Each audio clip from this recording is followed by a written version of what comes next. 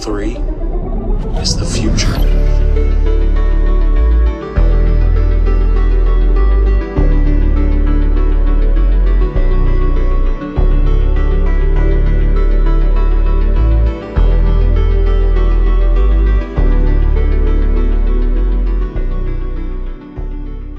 Welcome, crew, to What Are Your Three, a Channel 3 podcast where we take a member of the Channel 3 community, discuss 3 games of their choosing, go through some honorable mentions and some other odds and ends for a nice little video game discussion.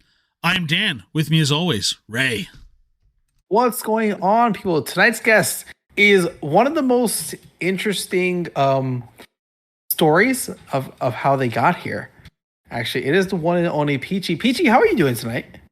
Doing pretty swell, thank you. Let me know if you want me to share that story. You should share the story of how you made it to Channel 3. I sat and read it again tonight, just to remember, but it's pretty awesome. Let the people know how you got here. Okay, so here's how it goes. I work and live in Florida, right? And so Jude just happened to be going to Disney World. He was just going on vacation, and he was visiting the place where I work. And he's like, hey, can I come check into this place, XYZ? And I'm like, oh my God, I love your shirt. He was wearing an MKR channel shirt. And I was thinking, you never see that in Target anywhere. I have to know what it is about. And then he tells me about the merch of the store, about how the app works, how he invented trivia. And I just thought it was so cool. So we just kept talking and talking throughout the time that he was staying there during his vacation. And then he gave me his referral link. So that's how I met Jude and his family. They're super nice, by the way. And ta-da, now I'm here. And I play Cups, MKR, friends with Froggy, and everybody else. So it's pretty cool. Amazing. Jude went on vacation. Yes. And found a Piichy. Yes. So that like means that if anyone else goes on vacation and they happen to be visiting Mickey Mouse Clubhouse, hit me up and I might find something for you. There you go. You've heard it here, people. Yeah, make your way to Disney World for a day, right? And go to the Mickey Mouse Clubhouse. All right. Ta-da! Let's talk about some games here. The first game, it's the game that you have rated as your number 1 game on the Wii as well. It is Mario Kart Wii, and I've got stats here. You sent us stats. The playtime, the characters. Piichy brought receipts. Piichy's got it all here. Oh, yeah. I have to start with this because I want to know how accurate this stuff is. I know some people look at their Mario Kart stats and they think they're surprised by what's on it. Favorite character, Peach. I feel like that's definitely true, right? Peach is Piichy's character. I think it's a little obvious I like Peach. I've got Piichy. We've got a little Peach toy. The amiibo it's is an amiibo. is out. It's the amiibo, right? That's the amiibo there. Favorite vehicle, the mock bike.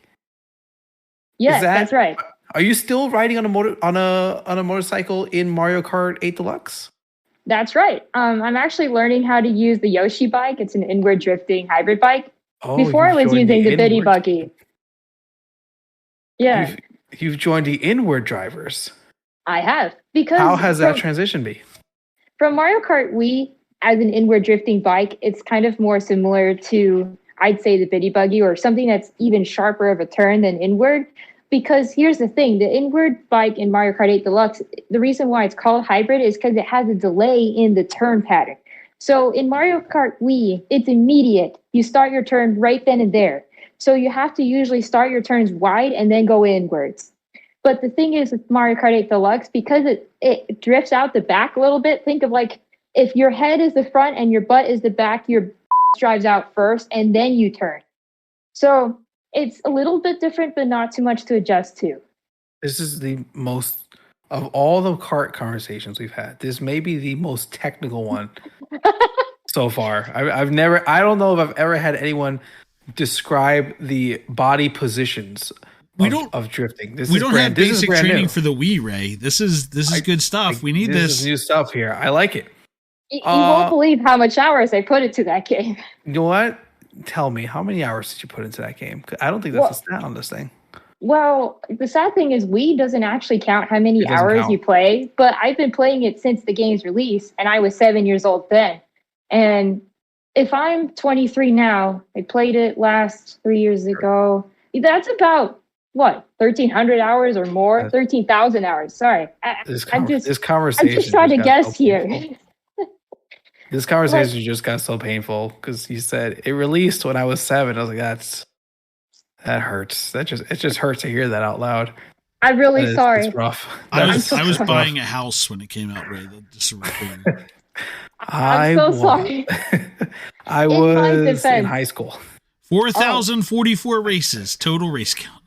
4,044 races, yes. Well, then multiply that by about, let's say, between 1.5 minutes and 3 minutes, given maybe 2 is a happy medium, right? For each race.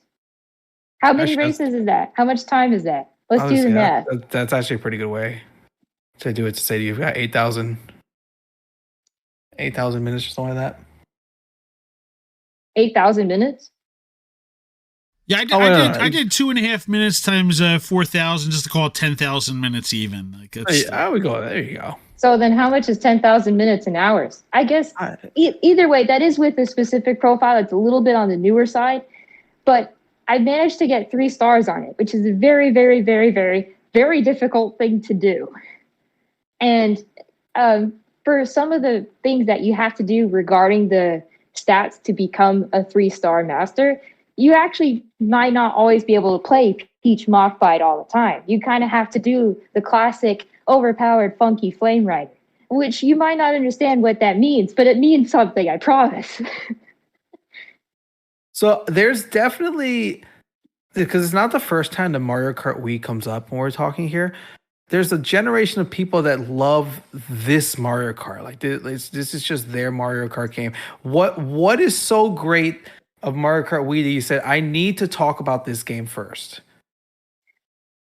Oh man, that is a great question. I really like how you come up with things. So when it comes to me, despite it being a center part of my nostalgia, it also became a center part of my identity as a gamer, my personality. And during the pandemic, it even nearly saved my life at a time when I was feeling down. You know, you've hit rock bottom before. And the one thing I could do at the time was play Mario Kart Wii. And I thought, you know what? I just realized that maybe 3 stars isn't a myth. Thinking about unlocking these Mii costumes is a myth, stuff like that. And so I really took the time to actually complete everything. And I felt so accomplished. And when you see the final credits, it does look the same as the other final credits, but then you get a new decal. And that decal says, thank you for playing the game. And it has all the characters on it. And when you hear that credits, every time it rolls, you finally feel like you've accomplished something. And it fills me to joy to this day to see people who like the game just as much as I did. I really thought I could have a career playing it. That's how much I really like this game. Was it mostly offline? Because the Wii kind of started the online trend. But there's no doubt it was rough. It was rough, but it was there and people did it. Yeah. So in short, by the time I was actually able to play online for the Wii, they had the Win5 proxy servers up, and I didn't really get to experience much of it before I stopped playing it a couple years ago. Not for any personal reasons. It's just in the box right now because I had to move it. And it's sort of my style, but also not. I'd rather play online Mario Kart 8 Deluxe than Wii, just because I'm not trying to say that I'm being outsweated here. I just mean to say that I like how there's so much more diversity in Mario Kart 8 Deluxe than there is in Mario Kart Wii, because just about everyone's playing the same character, the same carts, the same tracks. Even if you modded the Wii to show all the extra stuff, there's so much more that I wish that Mario Kart Wii had in terms of potential than Mario Kart 8 did. And I'm going to ask you some questions about Mario Kart 8 because that's what you're playing now too. But I want to ask for the Wii, what controller did you use? All of them. But specifically, my favorite was the GameCube, second by the classic controller, because I tried to learn the claw. It's a very specific kind of hand movement where you have your index finger on the D-pad and then your middle finger here and Anyways, you just try to hold the R button that way and the classic controller. And that's how a lot of people did time trials and world records. But sometimes I wasn't actually aspirating to do that. So I would do the classic controller because in terms of the D-pad, which is also the wheelie function, by the way, it was very easy to be able to get better lines that way. Did you enjoy or use tilt controls at all? Yes and no. My sister loves tilt control. She actually plays with the side hand remote all the time. Surprisingly, she's pretty decent at it in Mario Kart Wii. For me, though, if I had to choose motion controls, I actually do the Wii remote and the nunchuck. So you can still control with an analog stick, but you can shake to do the jumps just like you do in Mario Kart 8. And that was pretty useful too half the time. So let's talk about Mario Kart 8 because that's obviously the one you're playing now and playing online. Before joining the Mushroom Kingdom Racers and meeting Jube and all that, were you playing a bunch online on that game, or were you playing the game a bunch? I was playing the game a bunch, yes, but I was not playing online as much, mainly because I didn't have anyone to play with, so regionals and worldwide didn't really feel very fun at all. I mean, like I said, I still have the skill to beat. That's not the problem. It's just I felt so alone. So I like to do versus races by myself, or I would do Grand Prix, time trials, anything else in between. And what's it called? One of my favorite things to do in Mario Kart 8 Deluxe when I'm alone is I would try to get all 72 races, or for 48, how many there is, back to back to back to back to back to back to back to back to back. And I prefer to do it in order, or random. As long as I get first place every time, that's my goal. And if I don't get first place in one race, I start all over again. And that's how I try to win. So recently I've been trying to grind on the DLC races for that. So what was that first experience like the first time you played in our online group over here? It was rejuvenating, actually. I never felt so much like I belonged to a group of friends before. It was really great.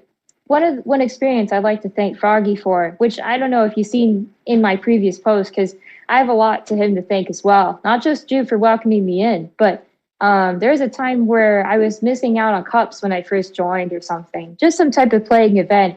And at the time I was just too busy, so I thought no one would really care.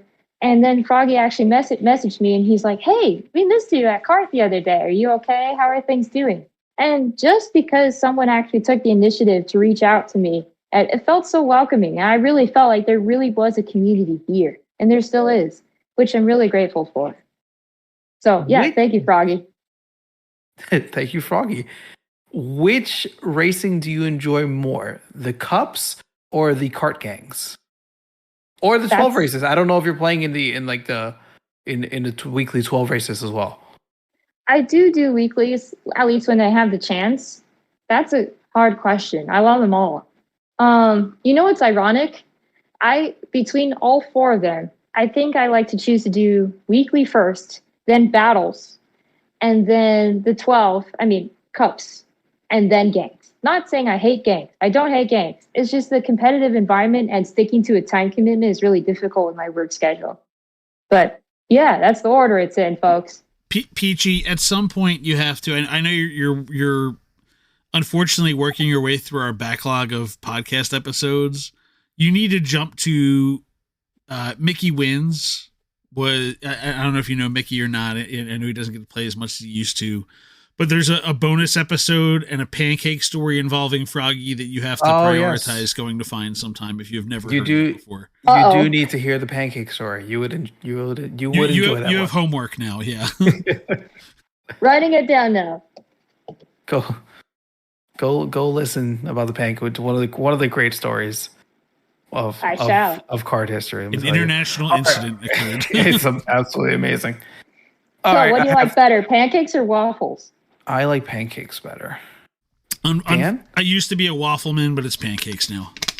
I'm kidding. Are you the waffle person? I like either or, personally. I like waffles because they are buttery. I really like their texture, but I want them flat. So it's like pancakes don't have the same texture and taste, but I can't decide. But the waffles are too thick? Well, no. Waffles, they're nice and crunchy on the outside. They have a soft, bready taste on the inside. I'm a very texture-oriented person because of some sensory issues I have. Yeah, so I feel that. If I have too many pancakes, I don't really feel good, but I can eat waffles all day. The problem is they're so filling. So I kind of wish they were a little bit flatter so that way they're easier to eat with. Gotta get that Waffle House flat iron in. That's what you gotta do. There you go. You know, there is a lot of Waffle House where I'm at. Oh, yes, there are. I don't recommend are. for your safety that you go to any of them, but, you know.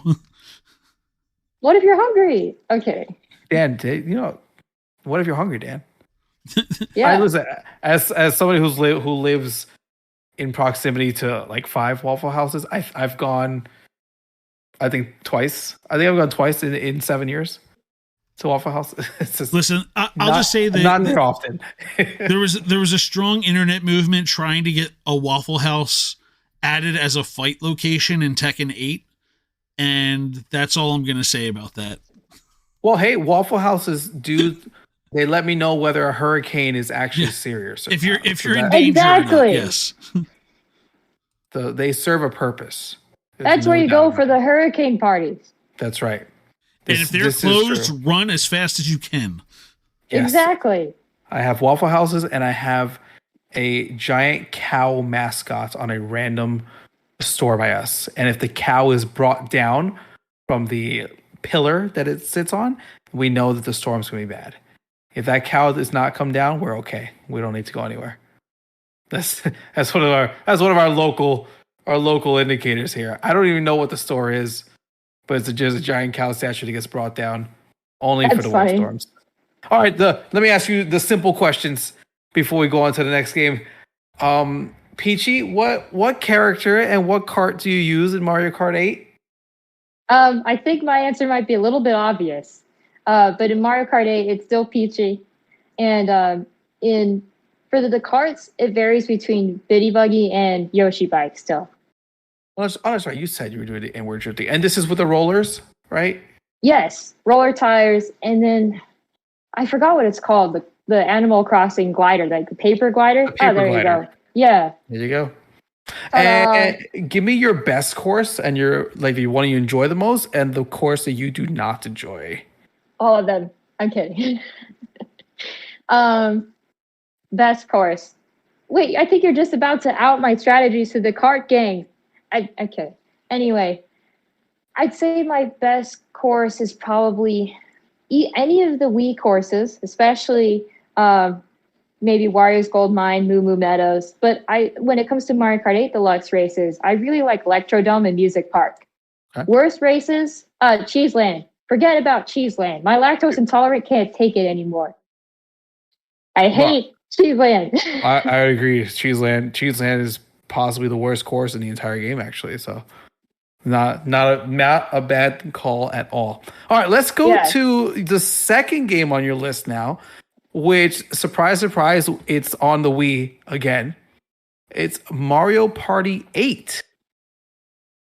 And This is a controversial Mario Party, I would say, through the people. Oh no, I don't get you've it. upset her. Oh no. I may have upset you, but I don't get it.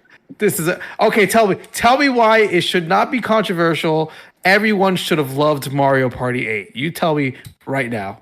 Explain Where it to is the the people. controversy? I don't understand why people hate it so much. There were a lot of changes to some of the maps. It was not only kind of the traditional go around and get stars.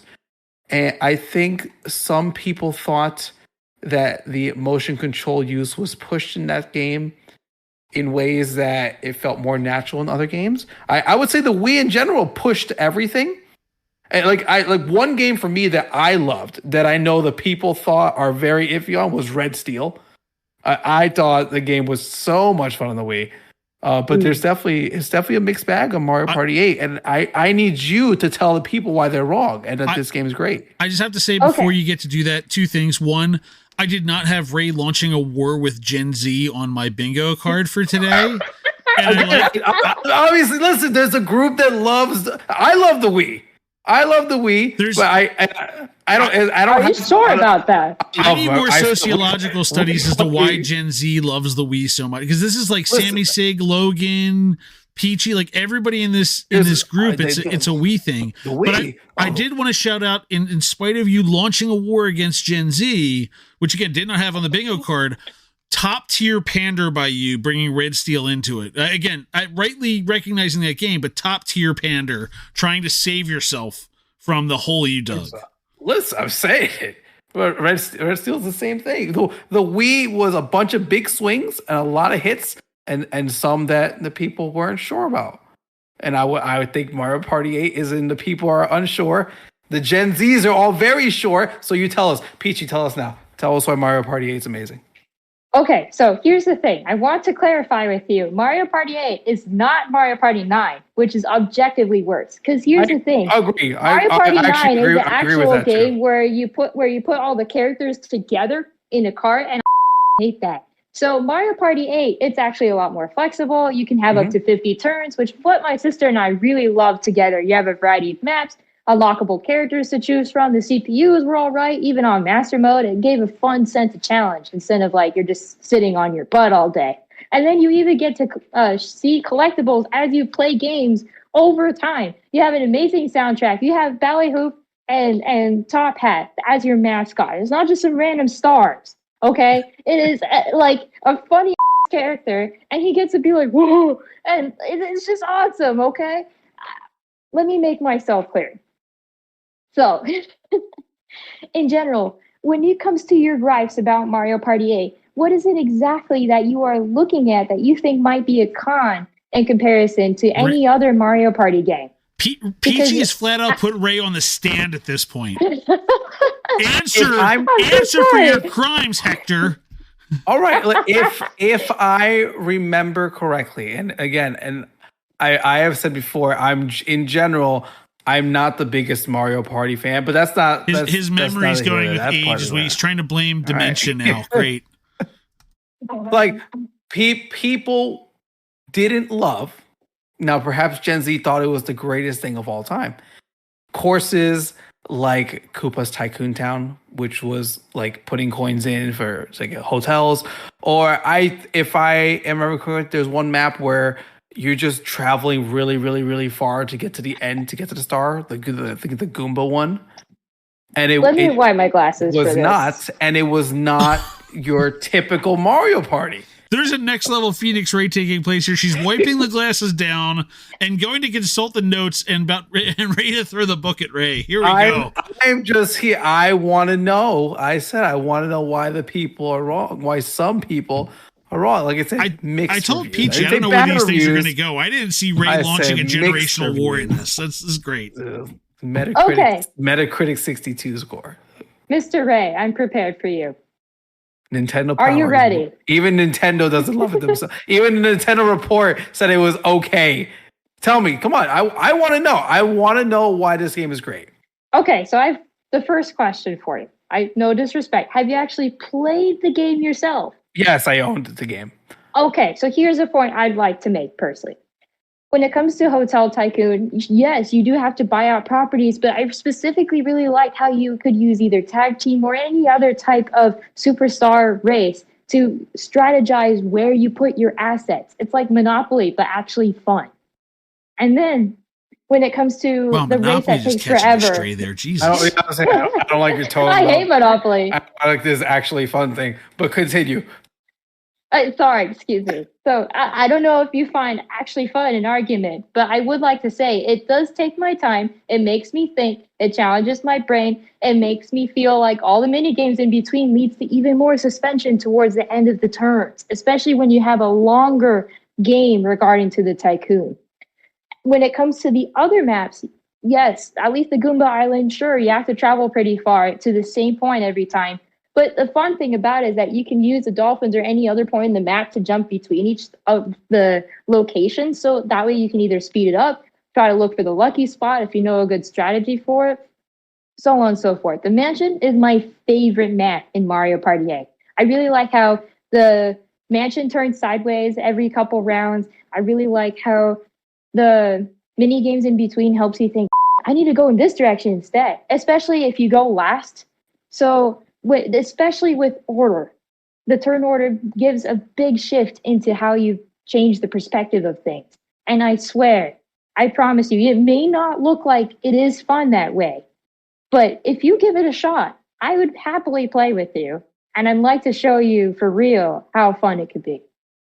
My sister and I would play this game for hours on end, which is part of the stories I was mentioning. Like, for example, my sister would play as Daisy and I would play as Peach. Kind of obvious. And we would be like, okay, let's go to my house and my house. As I said, we were kids, so we would role play as if this place in the map and this place in the map was like our territory, you know? And it was just so fun because whether we were working as a team or not, we always had this enjoyable moment of, whoa, we could taunt each other with the Wii remotes. We could play random mini games. It was just the most amazing feeling to grow up to. And then Mario Kart Party 9 came out and it all went hit the fan, you know? Just, yeah. So if that was your first Mario Party, or even if it was any of the Mario Parties you played, Mario Party 8 is one to remember. Was Mario Party 8 your first Mario Party? No, Mario Party DS was my first Mario Party. I had the Wii before I had the DS, but then eventually I got the game later. Did you... I think you kind of said this. Did you like really enjoy the motion control mini games? Because some you were were up hit and and moving? miss, but I did love it. Like I could play the whole game standing up all 50 turns. And that takes a while, by the way. It's like 2 hours. Yeah, that does take a while. Although I don't think I've ever played 50 rounds of any Mario Party. Although I'm kind of weird that way. I even play Mario Kart standing up. That's just part of my artistic weirdness. But well, now I have to ask: did you answer that quest? There's a quest about this, about whether you stand or you lean when you play games. There's no sit option. I'm kidding. I stand for almost when all you're the time. dialed up to 9 or 10. That's like that's the sitting. When things hit the fan. That's part of the leaning. Yeah. You lean while you're sitting. Everybody's just sitting when you're gaming, but like when something's like not quite going your way and you gotta kick into the next gear, you have to like just stand up, or are you leaning in? What's it gonna be? Yeah. Well, here's the thing. My phone is directly in front of the TV, so just this is your POV of what I look like when I game. Okay.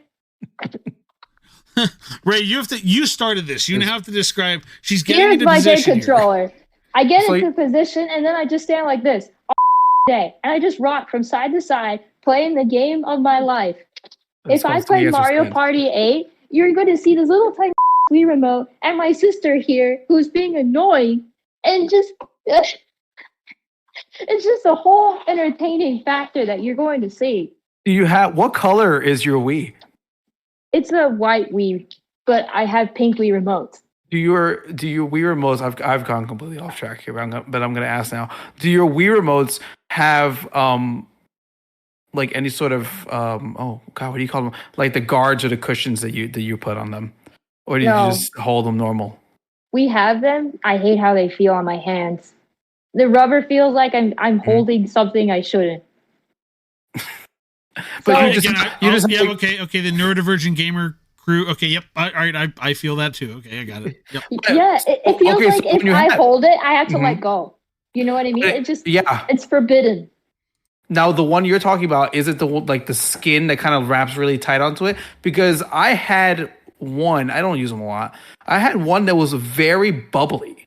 It was like a bouncy one. Dan, did you ever see this one? I know what you're talking about. Because it's not there. I know the ones that they're like the skin covers essentially. Those don't feel great for anyone. But there was like this bouncy one. Essentially, you could drop the controller and you like. Those were just the default ones from Nintendo, weren't they? The ones you're talking about, like the silicone. Exactly. I had both. Yeah. I hate them both. So I have like the black sleeves, the skin sleeves, and then I've also had the default like Nintendo versions, the ones that are droppable, like the ones that look like plastic bubble wrap. Yes.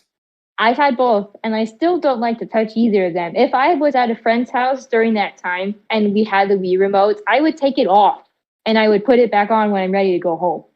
I mean, it was also a headache just to change the batteries out, because these things were not simple to put on and off. So like I don't think I had them on for the most part, but I just remembered that one.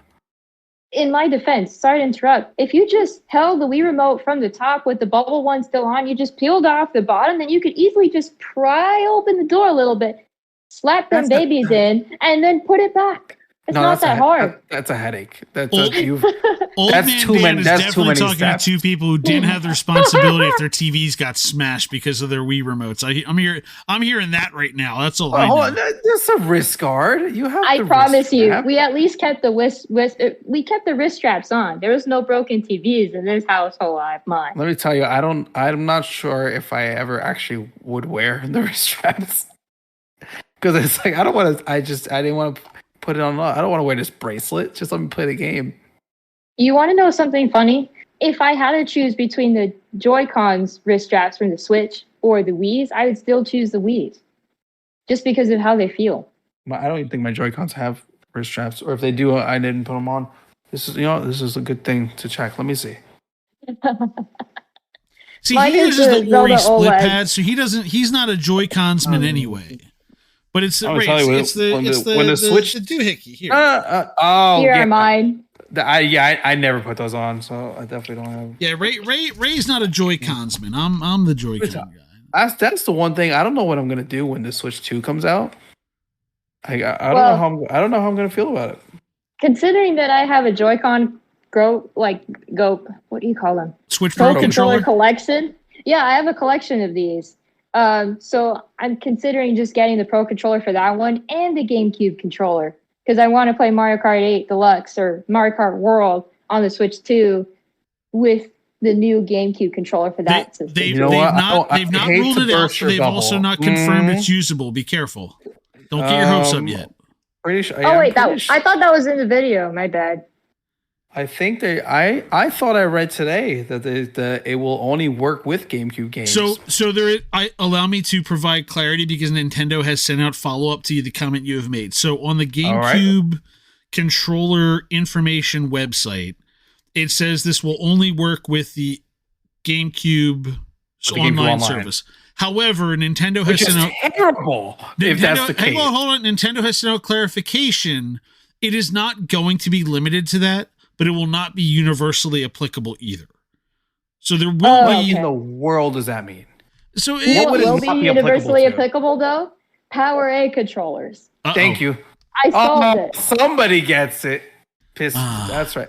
Well, what wouldn't it be? What wouldn't I be able to use it for? All right, fine. If you tell me I can't use it on the NES online, I guess fine. But I can use a Pro controller on NES online. Come on now. Think about it this way. I I already have have Super a Nintendo wired ones. GameCube controller that plugs USB into my dock, right? If, let's say, the wireless one for the GameCube online doesn't work, right? And I still have a spare, so it's not the end of the world. The And then you can GameCube, still play it. the GameCube USB port converter still works for the Switch 2. That one, yes, that works. That works still. See? So you're good. Here, I could show it to you if I had the chance. It's funny I because can't find I'm it, actually so used to the Pro controller now. I mean I haven't used the GameCube controller in like decades. I don't know how I'm gonna feel when I have one again. Did you know that when I was playing Mario Kart Wii, I was playing with the GameCube controller so much that I accidentally broke the A button because I was mashing too hard with my thumb. It just got stuck one day. That's the and I second time couldn't- you've shown I couldn't that stop. hook thumb, like, because you got the hook technique you showed off there. Your thumb, yeah, that thumb looks like it will smash a button. Like, that is The thumb is built to mash. that's a thumb that will break some kid's finger in the schoolyard and get you sent to the office. It looks like. You know, I'm that guy from Ratatouille that's like the chef, and he's like, I killed the guy with this thumb. Yes, the Will Arnett chef. Yes. This I know- conversation's I know gone exactly so many where we're ways at. tonight.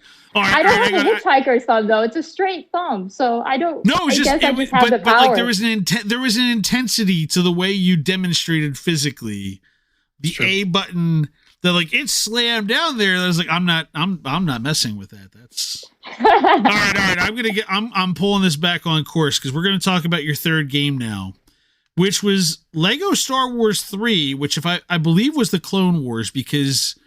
The naming conventions for the Lego Star Wars games have been all over the place over the course of time because the first one was technically, it said Lego Star Wars, but for we old heads, that would mean the original. No. They mean Lego Star Wars is the prequels. Then Lego Star Wars 2 was the Don't original include me. trilogy. Don't include me in that. If you said Lego Star Wars, I think prequels. and then Lego Star Wars 3 was the Clone Wars. So you picked this is we're straying from the path of your first two games. How did we end up here? Okay. When I was growing up with my sister, as I mentioned, we were really close when we were younger, so we played video games all the time. And we originally played Lego Star Wars: The Complete Saga, which is also on the Wii, with the very notable meme Yoda character. Episodes 1 to 6, just so we're clear, when they say Complete Saga, 1 to 6 at that point. Yes. That's right. There's no such things as there's no sequels trilogy after that. A lot of people agree with that. So not doing this today, Smeagol. Stop it. I don't care about Star Wars enough to have an opinion on it. Go on, Peach. Just talk over him. Keep going. It's okay. So in short, for Christmas one day, towards our teenager years, we started getting Lego Star Wars 3. And yes, it is about the prequels, or it's about Clone Wars, the TV show. So that means that there is a bunch of episodes that you would play in the game that was actually really similar to what you would see in the animated series. Half the time we would watch it side by side together, or we would do all these adventures. But funny enough, after we were done completing all the levels, we would just spend hours talking to each other and be like, okay, I'm going to be here. Like, we really loved that split gameplay. And that was one of the first games ever in our Wii and in general that could do that simultaneously.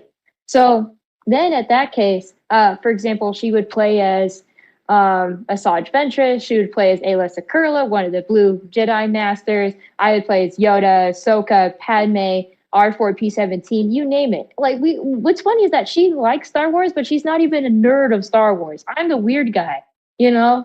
I'm the one that bought the weird Star Wars dictionary, and I'm like, look, Mimi, that's her nickname. Look, this. And then we would just go through everything together. And then we would like make voice impressions, stuff like that. It was just a fun, nostalgic game where you just go around having fun, role-playing as these characters. And that was that. We actually 100% completed everything, which is also hard to do. Now, especially for kids. I've been trying to piece together whether this is your older sister or younger sister, and I've not had enough context clues at this point to figure it out. So I just have to ask, is this younger sister or older sister? Oh, sorry. So I'm the oldest of 6 kids, and she's very much younger than me. Okay, fair enough. So, but this was your gaming sister, though? That's what it comes down to? Yes, so she's the one closest to me in age, but we're almost 5 years apart. So out of the other siblings I had at the time, she was the only one that I really had a close connection with. Fair enough. Yeah, especially in our childhood, since at the time I didn't have that many siblings yet. So it was just the two of us for a while. Okay, fair enough then. All right, so was this a game you wanted, or was this a game that just kind of appeared? Like, you were into Lego games before, or this was a first Lego game? This is both, sort of. So I had a lot of Lego games, especially from Redbox at the time. We had a homebrew Wii, don't tell anybody. And when you scan in the disc, you get to keep it. So I have like Lego Indiana Jones, Lego Rock Band, For legal Lego purposes, Star Wars. This was all well over 15 years ago, and the statute of limitations are up. So please continue. Sorry. That's correct. And I also still legally purchased the games. Anyways, moving on. Go on. Keep going, though. So after we got our copies, yes, I have played a lot of Lego games. Lego Star Wars: The Complete Saga is definitely the first. But out of all the Lego games we had, we played them equally. So you guys just kind of wandered off on your, because like you said, you had the ability. You were not confined to the same screen in this one. Like this one, actually, it would split the screen as needed and let you kind of wander off on your own. So you avoided sibling fights that would all too often happen in screen restricting games. So that probably helped the sibling relationship. Oh, we still had sibling fights. As is going to happen. But we really liked it how the screen was also dynamic too, for example. So it wasn't just a vertical split half the time. So for example, it merges together when you're next to each other, or it goes like the line drifts apart depending in which direction it is. And it's really cool because if I'm always on the left side of the screen, because I have to be, and she's on the right side of the screen, then we could be able to actually see what we're doing. In fact, in Lego Batman 2, which isn't an honorable mention, but it's one of the other games we really love to play, that was like the first games that had voice lines for a Lego game. We were really excited about that too, despite us not being entirely Star Wars nerds. Yeah, it wasn't just making noises and sound effects. It actually had voices at that point. That was a big jump for the Batman. So Star Wars, they had the original voice actors in it, and then they go like, and then Lego Batman 2 or Lego Star, you know what I mean, the I'm with DC you. one. They actually had real lines, so you get to hear everyone talking, and I'm like wide open here, and it's just really funny to see it. Especially as you're watching along with the show too at the same time. That's precisely. And the cool thing is you get to see all of your favorite characters interact in ways that you never imagined before. Like you could play as a Sith or as a hero character in the same lobby. And, for example, if you're in the hero side and as a villain, everybody starts attacking you. But then we get to have fun trying to defend each other. It's really cool. Does your sister still game at all, or is this your territory? Not at the moment. She's studying college right now. The Dark Ages, we call that. Yes. Yes, I managed to escape with my life. But what I mean to say is that she's a bit busy, but we still have fun sometimes. Nice. Do you break this one? Is this one still in the collection? Was this on the Wii? I'm assuming this was on the Wii. Was this a Wii game? Lego Star Wars 2 or 3 is also on the Wii. Did you play it on the Wii or was it on something else?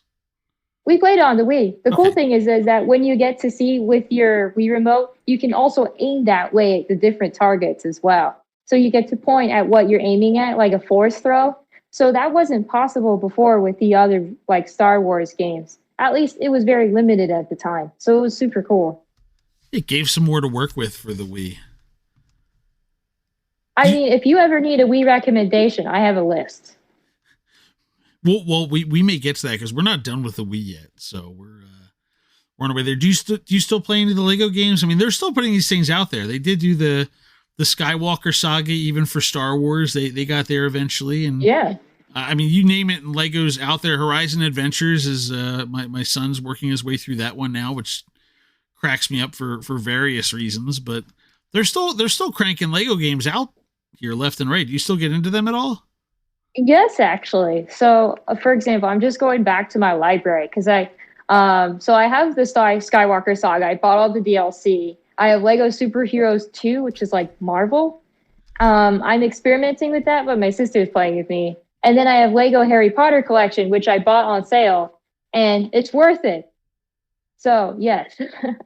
Yeah, they're all fun. They're all pretty freaky. Some of them are tougher than the Harry Potter one's got some more challenging puzzles than some of the other ones. I feel like that one was more of a struggle for family game night with the younger kids, but they're all pretty forgiving and just kind of fun and little collectathons, and you just have a good time. And they're silly at the same time usually.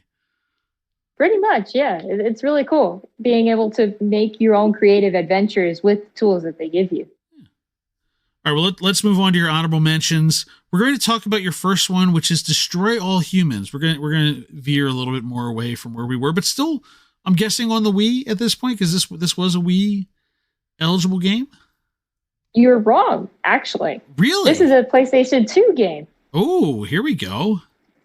So, out of the entire series, Destroy All Humans first started at PlayStation 2, 1, 2, and 3. The third game was actually on the Wii. And I actually have all of the games, including the reboots.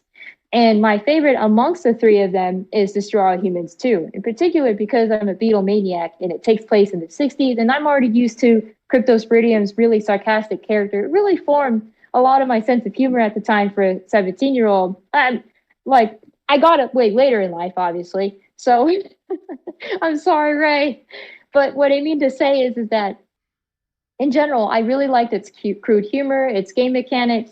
I liked how you could shoot at like the KGB at the time. It was really fun. Seriously, you blow a bunch of stuff up. This is just like destruction. It's doing as much destruction as you can too. That's what I remember from this one. Yes, actually, which is kind of interesting because I'm not saying it's a Rockstar game, but it kind of reminds me of GTA 5 when in the aspect of you can embrace the chaos that you bring amongst the community that you're in. So I really like that I could actually play as the alien, that I could do what I want as the alien, and so on and so forth. So it just brought a whole unique perspective of just, alien this, alien that. I'm like, well, screw you guys, let me destroy you all. So yeah. It's peak Area 51 culture too. Like it's going into the 50s, 60s times too. And so it's just like the whole thing vibes. And like you said, like, I think it was 2020. Was it 2020 around then that they did the HD upgrades too? Like this thing's still being put out on modern consoles. Exactly. So they just remade the remakes, or they just brought out the remakes, and they are faithful remakes, actually. They're gorgeous games. So out of any remake haters out there, I seriously concur that you should buy Destroy All Humans, at least the first game, so you understand the context of the second game. And if you have fun, buy the second game. I embrace all remakes. Somebody didn't play it originally. I embrace all remakes at all times. Love them. Keep doing it. Nintendo, remake everything, please. Oh, that was actually remade by a third party friend. Yeah, just in general, remake all games. But they gave it a really nice upgrade. Like you said, they kept all the mechanics from what I could remember. I mean, I was not as faithful with this game as you, but they made it look really good. They took it off of the PS2 Wii era and really moved it up. Yeah. So, for example, one of the best graphic improvements I've ever seen in a remake of a game. Because before the PS2, for example, if you were having a shadow of a character, it was in all four directions, like in a soccer field. But now you actually have closer to ray tracing in the new game, depending on the graphics card you had. And they also didn't just upgrade the graphics. They also kept the plot just about the same. They kept the voice lines. They, They brought in new features. They brought in quality of life features as well that were also part of the second game, and so on and so forth. So it really is a good, fun experience to try out if you want to experience something new. So this was PlayStation 2 for you, you said? Yes. I'm also really into PlayStation 2, not necessarily all the AAA games that you know of, but like, for example, my sister and I would play War of Monsters, which is a very unheard video game where you get to battle out as like all sorts of things. So my sister would be like a giant praying mantis, and I would be a giant dragon. And we would just be like King Kong here, destroying everything. It's really cool. That one had some weird customizations to it, didn't it? Was the word only color customizations, really? Was that what it was? Okay, there was another one I'm thinking of where you like built some fighters or something. I'm thinking of. I think you're thinking of Rampage. No, I know Rampage. Trust me, I know Rampage. There's something else. It's gonna bug me now. I'm gonna screw something. Whatever. This is where somebody's yelling at their phone, telling me I'm an idiot about something. I love it. But so I only ask because so you're in the Nintendo front, you're on the Wii front there, and what took you over to the alien culture and just kind of like let's go destroy stuff. Yeah, so what's interesting is at the time, my dad had a little bit, I wouldn't say money at the time, but he was able to get like a PlayStation for himself. And then I had a mini PlayStation for me. So it was just a disc reader in short. And I was like 8 to 10 years old at the time, and I was responsible. He was trying to teach me, hey, if you love video games that much, try your best to take care of it. And so I did. And out of the games that he would buy me, he would get like Destroy All Humans, like The Cat, the Hat, mostly kids games. And it just brought it to this idea of, well, if I'm weird and different, I knew it then I'm happy to be weird and different as an alien too. And that's something I really liked about Destroy All Humans.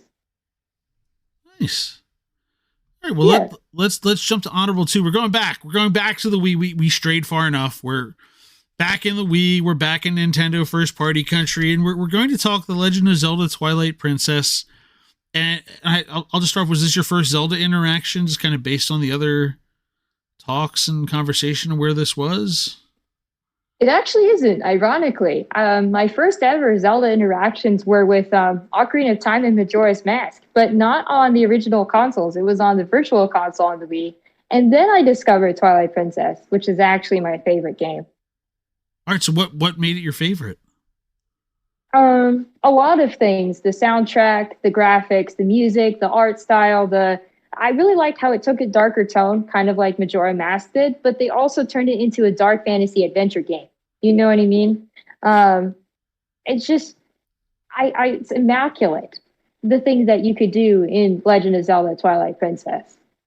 I highly suggest you play it too. It was a very different mechanic, and I don't think a lot of people were, because every Zelda game is different. And I say that every time. I was waiting for it. Ray was waiting for it. I saw his finger was on the mute button. His mic was waiting for me to go. As soon as Piichy said, this game took a different dark fantasy adventure, I was like, oh, there we go.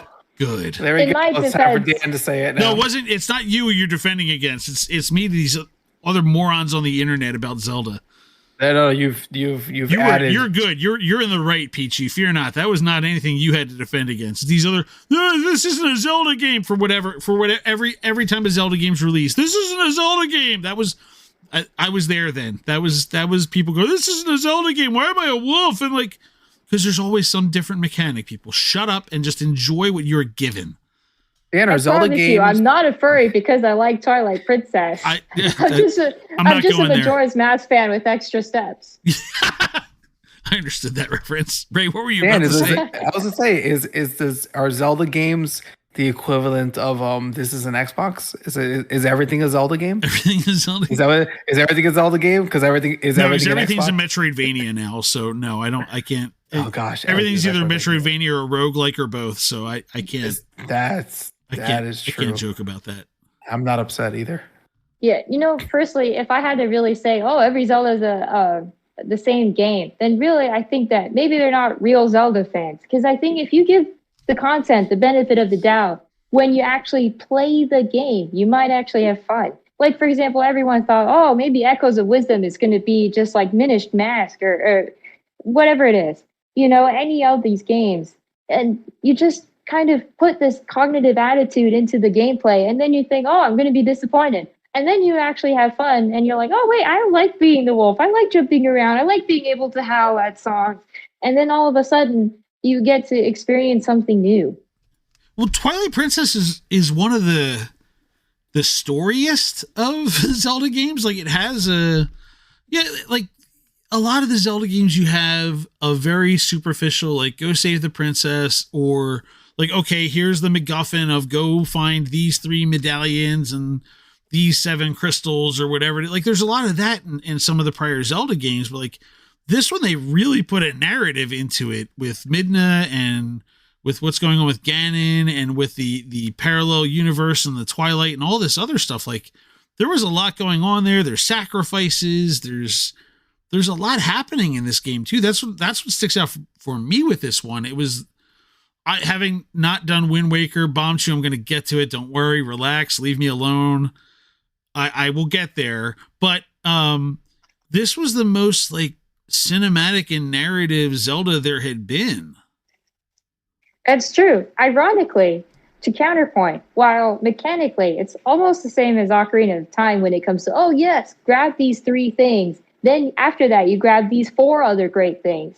There's so much in between that if I were to really say, grab these X, Y, Z, then it really devalues the idea of what Twilight Princess is. Because Twilight Princess, as you mentioned, it has a more cinematic experience. It tries to bring you to Link's actual humble beginnings of, hey, I'm just a village kid. And then I get brought into this predicament and shoot, why do I have to save the princess? And why is this lady helping me? And all sorts of things. And why am I a wolf?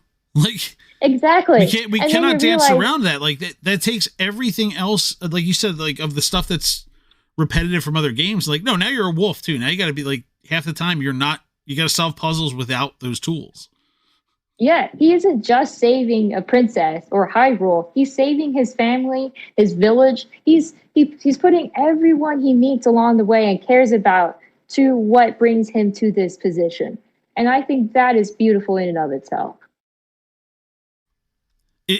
So I apologize. I was Ray set me off on my soapbox. He likes doing this to me whenever there's a Zelda game that comes up. But like, this is one that's not always talked about the most. It's one that deserves more attention. Like, it's also one that like, I was older than you guys. So like when Wind Waker came out, I know what the lashing of this is too cartoony. And then like, there's also this weird, like, people hating Twilight Princess contingent that I didn't realize was there the same way. Like, after the fact now, I feel like people look back, oh, that was the wolf one. And like, what do you mean that was the wolf one?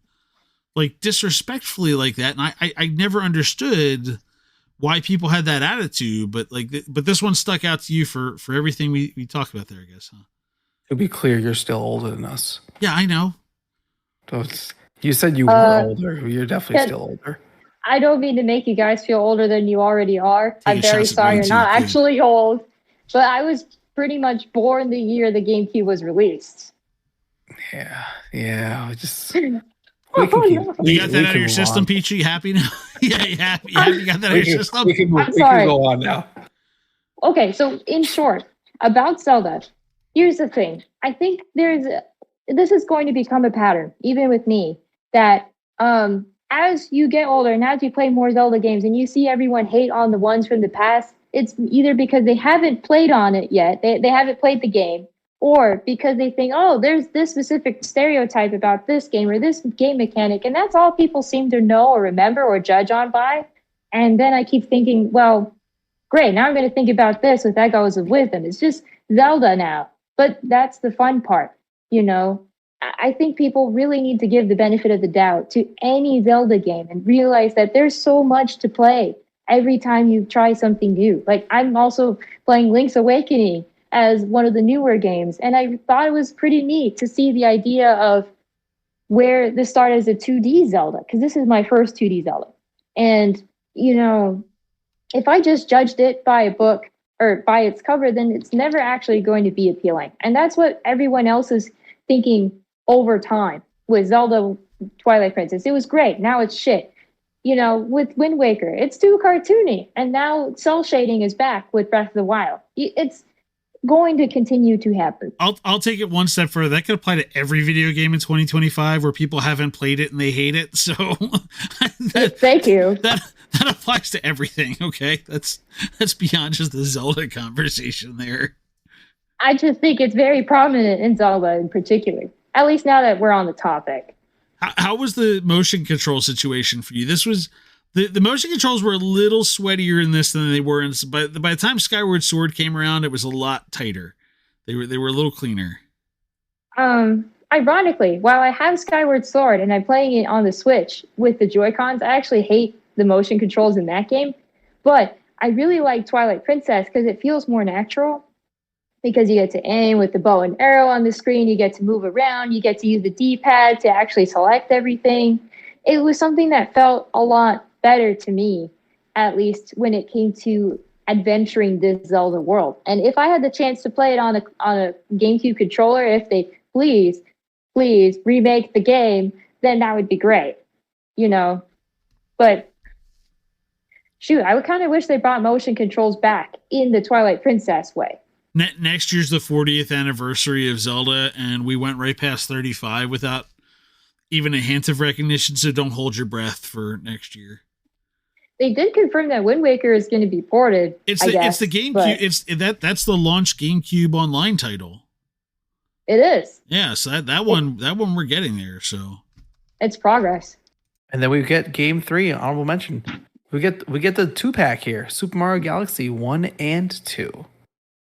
So we've got 120 stars, and then you get 120 Luigi stars, and then you get 120 more stars in Galaxy 2, and then you get 120 green stars as well.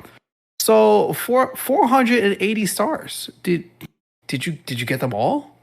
That indeed. I sadly don't have the receipts because I tried looking to find them, but I have beat both games, all 4 Mario Luigi, and the Grandmaster Galaxies. Do you know how hard that is? Especially if you're the Daredevil, because it's like the hardest. This is like the equivalent of Super Mario 3D's World Champions way. Like, this is all platforming, ultra high tricks that you have to do. And it's not just like, oh, I need to reach XYZ. You're also dodging enemies all around you at once. Platforming is becoming a thing. You have to abuse the mechanics to a T. It's insane. When I did the Grandmaster Galaxy, it took me over 4 hours to do.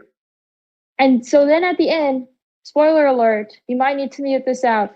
When you get to see Rosalina at the end on Little Mini Gateway Galaxy, at the very end of the Grandmaster Galaxy and Super Mario Galaxy 2, she's like, "Thank you for playing my game." And then you talk to her and you see this little, like the picture, and it's either of Mario or Luigi, depending on who you play as. It is not worth it spending that much time just to get a little tiny picture. You wouldn't believe it. And then, like, for example, if you got it the first time, I'm not saying I experienced this, but if you go and accidentally skip talking to Rosalina because she's off to the side and you just exit the level, you don't get the picture in the menu. And you have to do the level all over again just to talk to her. Ugh, so frustrating. Is this an honorable mention just to rant about it's not worth doing the whole thing? Is that why this game's on the list? Honorable mention because I thought it would show that I have skill in something. This is a lot of people would consider that the toughest of all the Mario platformers. So there's no doubt about that. Was this pre or post spectrum diagnosis for you? Would be the other question. Like this is one of the circumstances where I joke with my son. I'm just like, buddy, we should have just taken this to them and they could have solved this for us like 3 years earlier. There was an obsessiveness with the way you approached that like, wow, that takes effort. This is pre-diagnosis, but I think they should have figured that out with the amount of Mario Kart Wii I was doing.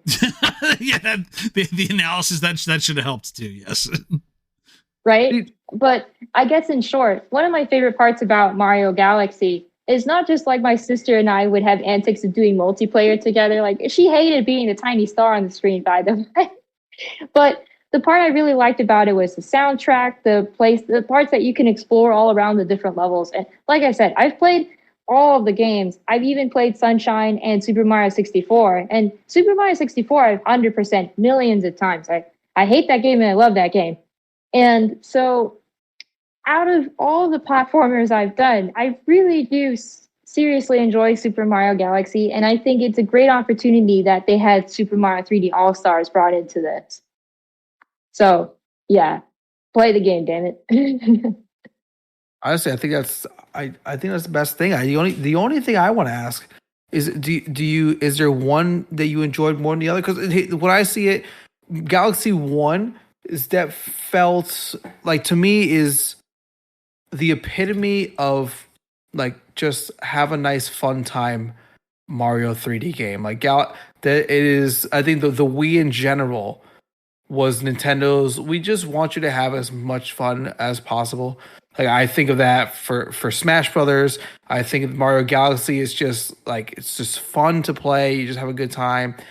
And so the first Mario Galaxy is just that really nice world you explore. It's probably my favorite flying mechanic or flying's power. The way he can just kind of go around the whole thing. And then Galaxy 2 is I guess more focused on the levels. It's more of a choose level game as opposed to kind of the more open world-ish of the first one. Did you have a preference of one over the other? Yes, hands down. It is definitely Mario Galaxy, the first game. That's definitely my favorite out of the two. But here's the thing though, when it comes to the core game mechanics of Mario Kart Galaxy and Mario Galaxy 2, excuse me, they are still linear in the aspect that, yes, they have levels, but I noticed that in Mario Galaxy 2, there's a lot less backtracking you have to do when it comes to going back to different domes. And that was something I really enjoyed, ironically. And so with Mario Galaxy, I could just spend hours in Space Jump Galaxy just because I like the soundtrack. But when it comes to skill, I had to have both games. I just needed it. It felt completing to me to be able to put every single star and say, hey, I did it. I did everything you want from me. What is the reward now? It just really feel my completionist role as an adult now. So that was pretty cool. There's this one particular star that I will mention. It's in like Battle Rock Galaxy. And there's a purple star there. And you have to collect a certain 100 coins, but it's a long and moving track. And ironically, it's really difficult because if you miss one, you get to the end, you fail it, and you lose a life. So you have to make sure that you get it every time. And so, for example, if you miss a coin, it's better off to just restart the level before it ends. And it was brutal because sometimes Mario gets a little squealy when you have to be like in different gravity mechanics like this, because you're on a little disc that goes in all directions. And depending on how he jumps or how he spins, it really adds a little twist to his movement that can be really difficult. I just want to shout out Rosalina in the observation tower for that soundtrack. That is that's one of my just I need to chill songs that I will put on. Absolutely. I actually listen to the Super Mario Galaxy soundtrack now that it's on the Nintendo Online app when I go to work all the time. But here's one thing I wanted to mention. As a Gen Zer, since you decided to mention that at one point. Hey, Ray launched the war. Am I a millennial? Sorry. Sorry. Am I a millennial? I don't know. 2001 is a very in-between here or there thing. But what I meant is that, like, it's unanimous that anyone who's played that game at that age would immediately just ball to being in the library when they read this Rosalina's story. And I think it's a pretty interesting shared experience that gamers had for that generation in particular. Yeah, you're 100%, and also 100% Gen Z. As a person who's a year younger than my youngest brother, he's definitely all full on Z, Mr. Born in 2000, definitely full on Z. Let's go to the future. Okay. The game that we are looking forward to, and I mean, of course, it's Mario Kart World, right? This is not a surprise. Tell me what part of it, because we are recording this still before the full Nintendo Direct that they're going to talk about just Mario Kart. What part of it is what is really like getting you excited? Besides all of it, because it just looks awesome, obviously. Despite being a Mario Kart fanatic, actually one of my favorite parts regarding to Mario Kart World that I'm really excited to watch is when it comes to the free roam, especially having to go from one world to the next to each track. I think that's awesome. And the character customizations when it comes to the outfits. I find it interesting that you unlock them in item boxes from what I've seen in the trailers this far. But I'm imagining that they either have to be in the off direction or you get to keep them later. I don't think it's just track limited either, from what I see with the revealed selection screen. So that is something I'm definitely looking forward to when it comes to the Switch 2 in general. So, woohoo! Isn't this the first episode, if I may, that's going to be released since the Direct that we know of? You are correct. You will be... Oh, you are. Whatever you say now, you're going to be locked into because you are the episode after the Direct. That is exactly correct. Huzzah! So, in that case, what I mean to say is that this is awesome. Nintendo Switch 2 is cool, and I sincerely hope that everything goes out well when it comes to this release. So Ray pointed out that, like, there have been rumors out there for the better part of since at least last September, October, that Switch 2s have been coming into the country for that period of time, and they're basically stockpiling them to prevent. They're here, Dan.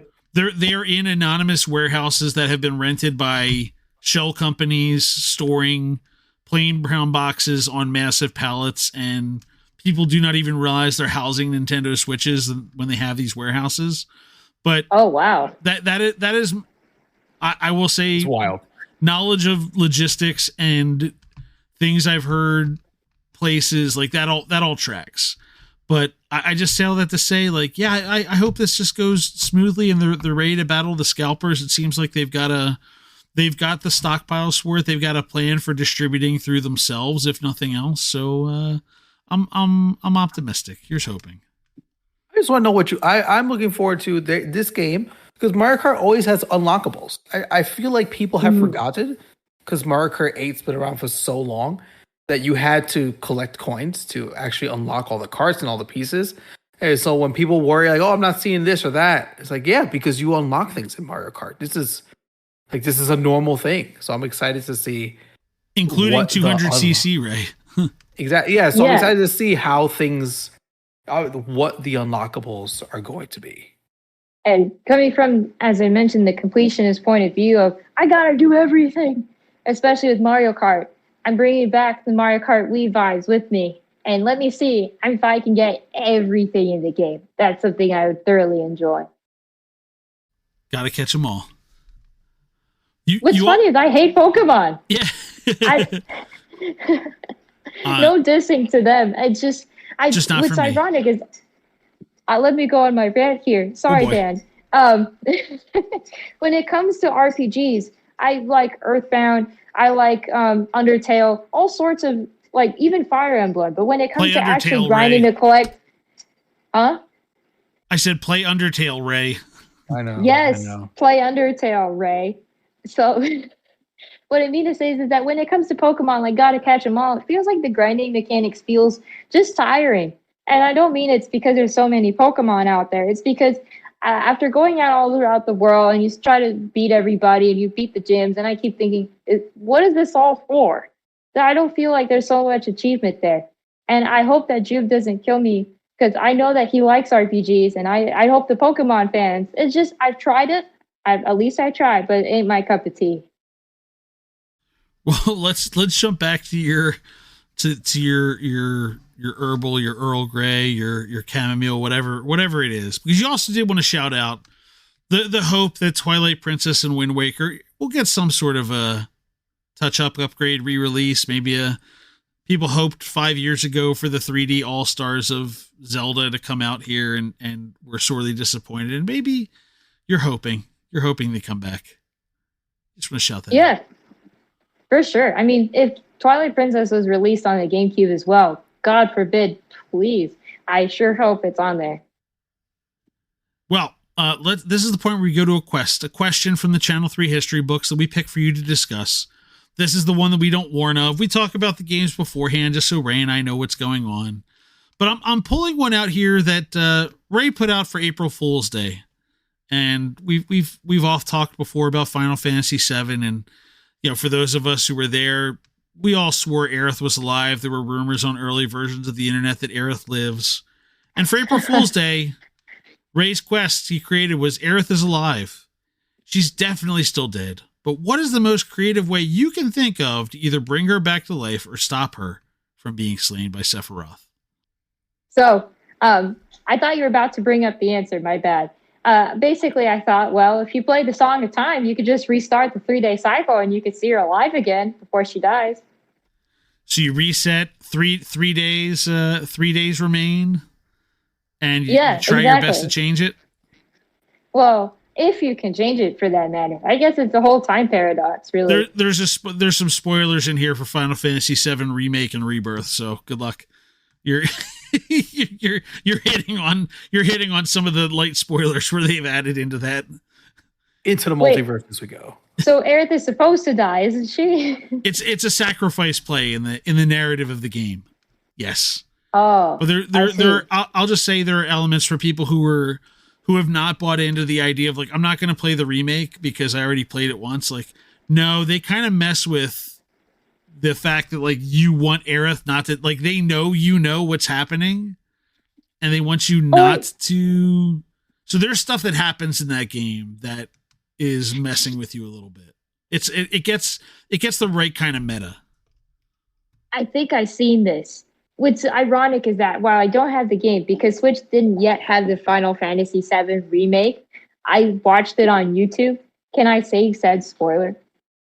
Go ahead. Listen, it's a 30-year-old game. I think we can spoil it. It's okay. Well, in the Final Fantasy VII remake, I think there's actually an extra cutscene where, let's say, for example, you try to romance with Aerith, and there is two things. I think you actually can kiss her, and the second thing is she actually can tell you in a dream that, oh, yes, I love you, but I have to die. And I'm like, holy shit. That's a gameplay. Yeah, there were a few things like that happen. There are a couple others, if I remember correctly, in remake that happened like that. So yes, but yes, the Song of Time. Guys. Song of Time. Reset the timeline and try it again, and maybe you can have the gods come and help you catch Sephiroth before she is stabbed. Do you think that was a good answer to the quest? I would not have asked it if not for the fact that I thought it was a great answer to the quest, actually. It was perfect. It was a perfect tie into the Zelda bookends. Thank you. And last question. What's been your favorite feature on Channel 3? Daily streaks, actually. So I just passed, I think, 113 days, 112 days. So I'm trying to see if I could beat Joel or really anyone, see if I can get up to the top 10 of people with streaks. So I already have like a really big Duolingo streak as well. So I keep thinking, if I had to choose one or the other, it's Channel 3 because I need the XP. I wanted to see really fast. Where's my Yeah. leaderboards? Who are the top 10 now? Because it has changed. I am? No. You're not in it. Oh. It has changed a few times of who's the top 10 in at least the daily XP streak. So I can run down the daily XP streak right now for you if you'd like. I got it. Okay, cool. No, you got it? You got it there? Yeah. Joel. It's always Joel. And then it's me. And then it's Jube, who is always 20 days behind me. It's like perfectly numbered, so that's the only one I know. 022, Jedi, Laugh at Brian, Bitsdad, Darth Smeagol, Thunder, and Block Mamba. That is the top 10. I praise the high heavens because I'm number 27 because I was notorious for now because of the dashboard layout. It's right at the top. I can't miss it. I can't be like, I'll come back and click it later because I jumped on to take care of X or Y. It's right there. I can't miss it. And if I miss it, it's true. I'll get an email to tell me, moron, you missed it. Go get it. Honorable, yes. Is currently number 63. That's not bad. Nice. It's not bad at all for the daily streak. Not bad. But what was I going to say? Oh, a second honorable mention I had to favorite features that I actually did want to talk about was taglines, for example. For some reason, I don't exactly want to collect them all, but I do want to collect the rarest possible taglines, which is really hard because obviously I haven't been here since before season 10, which, yes, I'm surprisingly a season veteran officially now. So that means that out of the ones that I can try to achieve that are hard to get, I have to do like the Target, like just missed it pixel tagline and so many others. So I do like to switch between them occasionally. What? Right now I have Fuego videos on it. Keep it on the ticket counter because earlier seasons there were taglines that were just in our season passes that are coming out of the vault periodically for a day. So you got to watch out for some of those too. For sure. That reminds me, I got to get the lifetime XP and I need to gain the XP. So I have to go spam rate games now. No spamming, legit ratings only. Don't upset us. Don't upset us. Well, why would I ever put just like a star for no reason? I'm obviously going to put like 5-star, or I'm going to put this time, or I'm going to put not interested. I actually go through them. Trust me. Ray's ducking because I'm going to give somebody one of these pointing the fingers right now. Why would I just put a 1-star for no reason? That's a great question. I asked that question all the time. That question has been asked directly to somebody before. Oh yeah, I asked really? Why would you put 1-star on something you've never played before? Well, I was actually the one person who told Joel to put a backlog on the raid option because I remember that at the time they just had playing, but didn't know it was too soon to raid. But the thing is, I wasn't actually playing the games at the time, so I asked him if he could put in the backlog for me. Thank you for that. I get brownie points. Yay. There you go. And with that, we've made it to the end of another What Are Your Three podcast. Thank you, Piichy, for being with us. You can find a podcast at c3.gg/podcast, dropping every Wednesday morning at 3:33 a.m. Eastern on all the major platforms, including Spotify, YouTube Music, and Apple Podcasts. I'm Ray. Dan puts this all together. Our theme song is by Caster Garden, and for our executive producer, Joel Willis. Have a good day, everybody. And the next time Ray does that, he will have been off for 2 weeks, and we're going to see how well he lands the plane in 2 weeks. Good luck. Oh, this is... See ya. Well, thank you.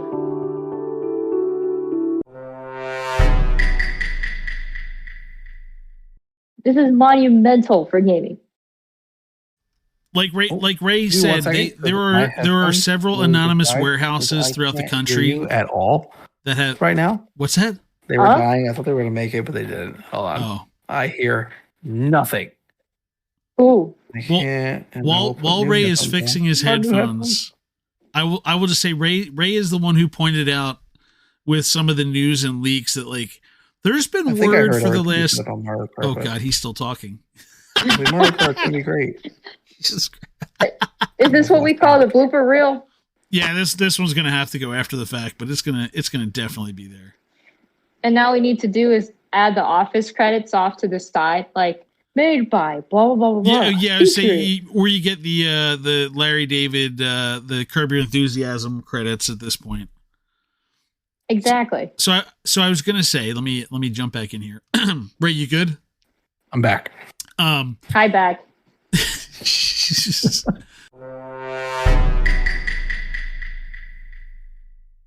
I just have to go put Ray's headphone debacle in as a post credit scene. Also, that's Oh, like the technical difficulties Ray's stuff. technical difficulties might make the cut. We'll see how good. Because the best part was I was trying to like fill the air, and Ray just kept talking. Yeah. we were trying to keep the show going, and Ray just mumbling to himself in the corner. It turns out I do have the ability to just continue speaking, whether or not anyone is speaking back to me. I just keep going. This is what I do. This podcast is actually super fun. Thanks for having me.